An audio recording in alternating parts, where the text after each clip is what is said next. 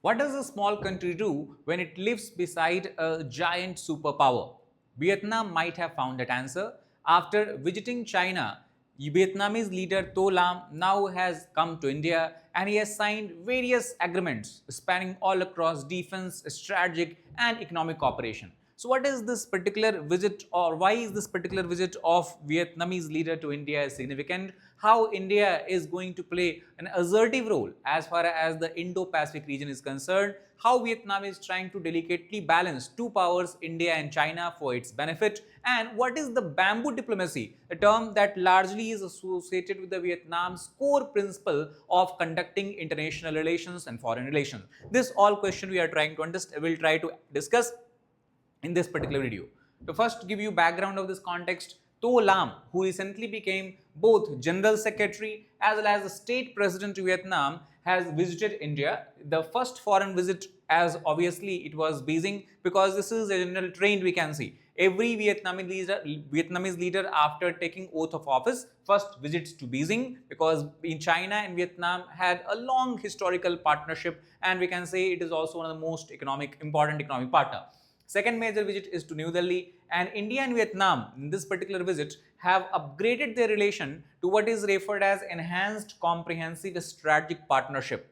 Now, what is the significance of this term? This is the highest level of what you can call it, the highest level of designation that India gives to a particular country as such. There is nothing more than the enhanced comprehensive strategic partnership. There is nothing better than enhanced comprehensive strategic partnership. And also during the meeting, both countries agreed that they would try to take their trade target, bilateral trade target, to roughly $25 billion by the end of 2030.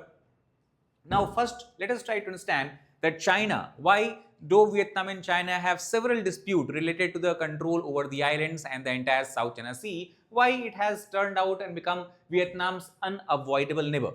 And the answer can be understood by looking at the economy. Because if you look at the bilateral trade volume of China and Vietnam, it stands somewhere to about $256 billion last year. Now imagine India and Vietnam are just trying to increase their trade value to $25 billion only, that also in coming days, coming years, and already we have 10 times more trade taking place between Vietnam and China. That means without any doubt we can say that China is a country with which Vietnam's economy is strongly intertwined with. Economic dependence obviously on such a large neighbor makes engagement unavoidable, no matter whatever kind of personal like or dislike leaders might have for each other. Every new Vietnamese leader traditionally visits China first, and the same tradition we have seen being continued after Tô Lâm became the president of the state. A strategic railway infrastructure agreement was signed during this particular visit of Vietnamese president to China. Now, what is this particular project? It is called as Lao Chai, Hanoi and Haiphong railway project. Basically, this is the map of Vietnam. So, as you can see, this particular project connects the Lao Chai region, that is the northern part of Vietnam, to Hanoi, which is in the central part, and further to Haiphong, that is the coastal area as such. 3+3 dialogue mechanism they have revived. 3+3 here means diplomacy, defense and public security. Majority of the bilateral relation between both countries would be guided by the interest, by the interest of these three parameters as such.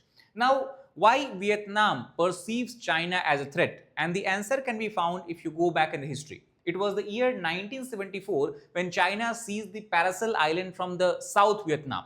And Paracel Island, if you look here in the map, this is the Paracel Island located in the South China Sea, very close to the coast of Vietnam. China claimed that historically this entire island, and also it claims that the entire South China Sea belongs to it, and any kind of resources, whether it is oil, gas or even shipping, trafficking, everything should be controlled and managed by China as such. Then 2014, to further assert the claim, China deployed more than 80 vessels in the coastal regions of Vietnam, which is referred as 2014 oil rig crisis. This was a message, not a diplomatic message, but a military message by China to Vietnam that if you do not mend your ways, if you keep on extracting oil and gas from the continental shelf zone or from the Spratly Island zone, you will have to face the repercussions. Many countries then have to apply diplomatic pressure over China to ensure that this action does not turn out into some kind of regional confrontation and war as such. So overall, we can say that though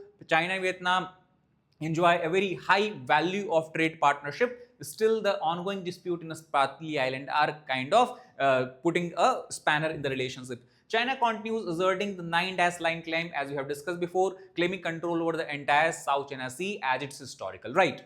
Significance of India visit. If we try to understand, it is in this background Tô Lâm has decided to come to Delhi also. So the second move reveals the strategy. Tô Lâm visited India only weeks after Beijing trip, and this particular trip clearly sends a message that now Vietnam also try to inculcate, develop and deepen trade relationship or a strategic relationship with India. It shows Vietnam's desire to diversify partnership, because in today's age, dependency on a single country can create a huge setback for the economy, defense and strategic interest of a country. We have seen many such examples in the past also. Now, when the president of Vietnam visited India, it was not just a what you can call as diplomatic visit. It was not just a courtesy visit, but it yielded lot of good fruits both for India and Vietnam. Total 13 agreements were signed under this visit as such. The key areas where both countries have decided to cooperate refers to the rare earth cooperation. You know that the next generation technology, when we talk about whether it is artificial intelligence, whether it is the renewable energy resources, whether it is electrical vehicles, all of them to large extent depend on the availability of the rare earth minerals.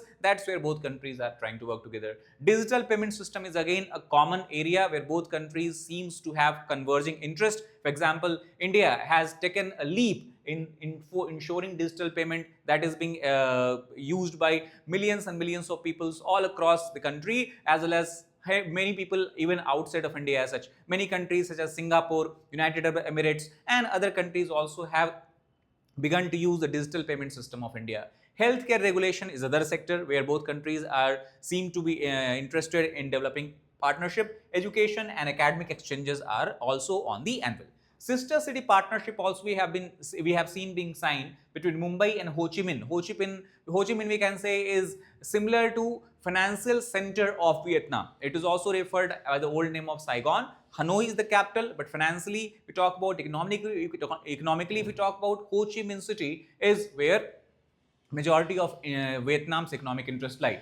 Then the most important cooperation was in the field of defense, where we have seen BrahMos and strategic security. Vietnam has shown a keen interest in importing BrahMos supersonic cruise missile from India following the suit of Philippines. It is also a supersonic cruise missile and can come in handy to ensure that shore-based anti-ship variant that we are developing in India can be important for Vietnam coastal defense. Again, to reiterate, Vietnam faces a looming threat from China because the coastal areas of Vietnam are rich in oil and gas resources, and China, through its 9-line historical line claim, says that the entire resource belongs to it only.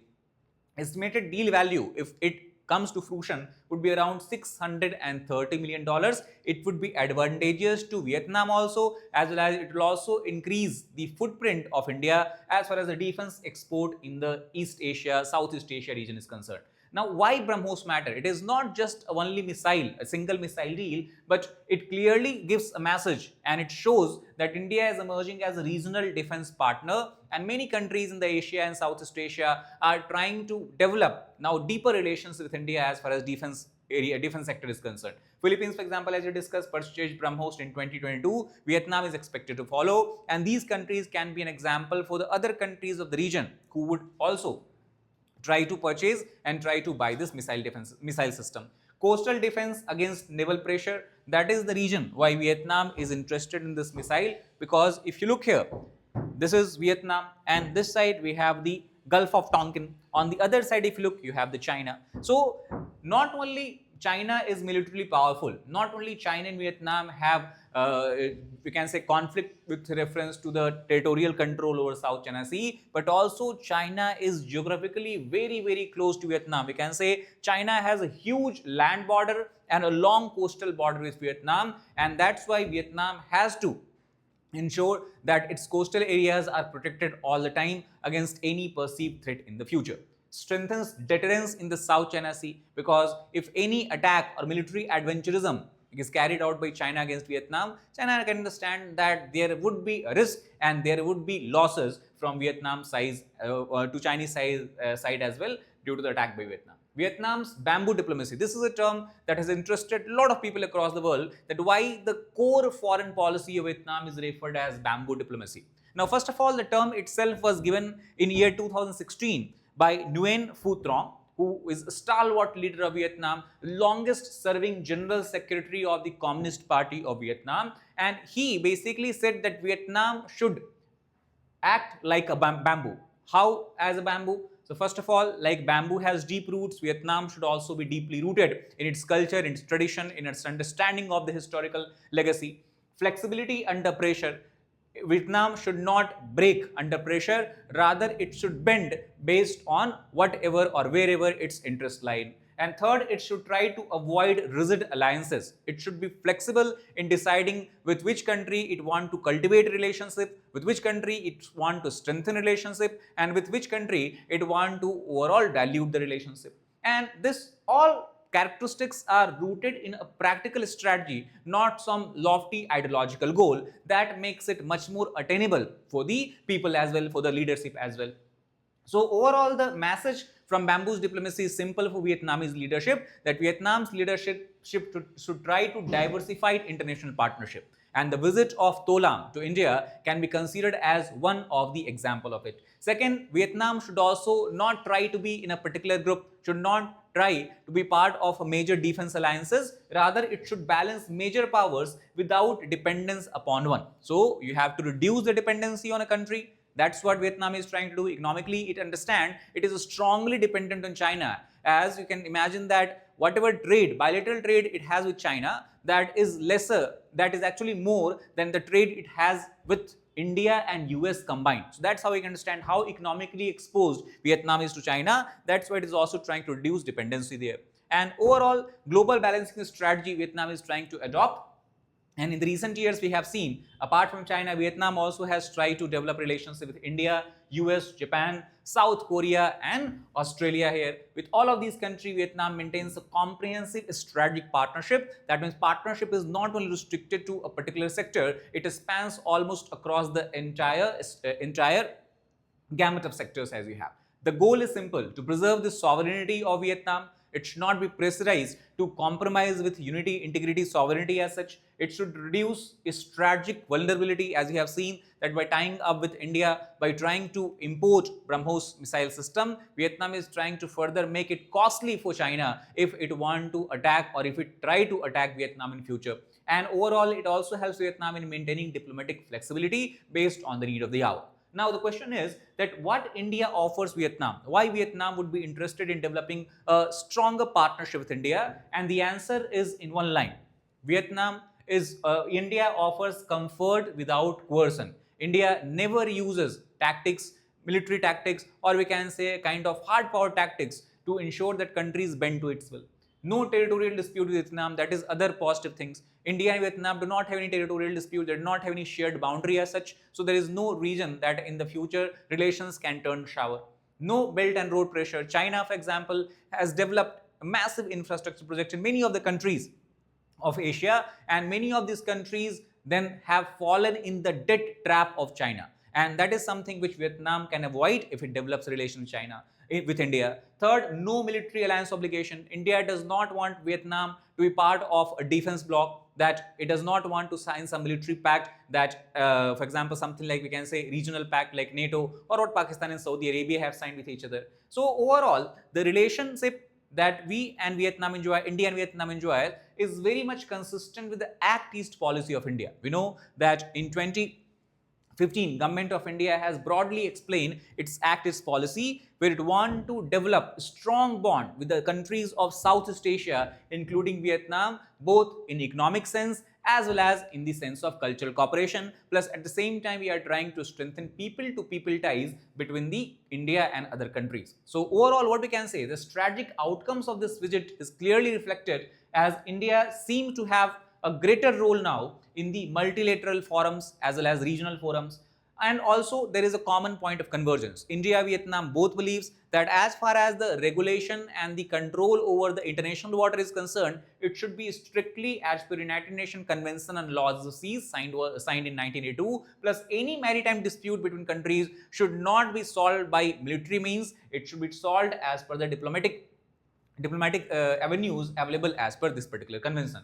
Countries, it counters China's nine dash line claims as well, and reinforces international law in South China Sea. This is something that India always has adopted into stance, that no matter wherever dispute is going on, no matter wherever there is a possibility of confrontation and war breaking out, India maintains that international law should be strictly abided by all the parties, all the countries, and same India expect in the South China Sea as well. Overall, the broader masses, in one line if you have to understand, is simple: Vietnam seeks strategic option, not dependency, and this is what India is ready and willing to offer to Vietnam. In short, we can say that Vietnam now, through its bamboo diplomacy, has understood that it is better to bend in different directions based on its strategic interest rather to come under pressure and break simply. This is a lesson it has learned through several wars and confrontation it has seen in its history. That is all for this particular video. If you like the video, please like the button, share with your aspirants, subscribe to the channel for more content. Thank you very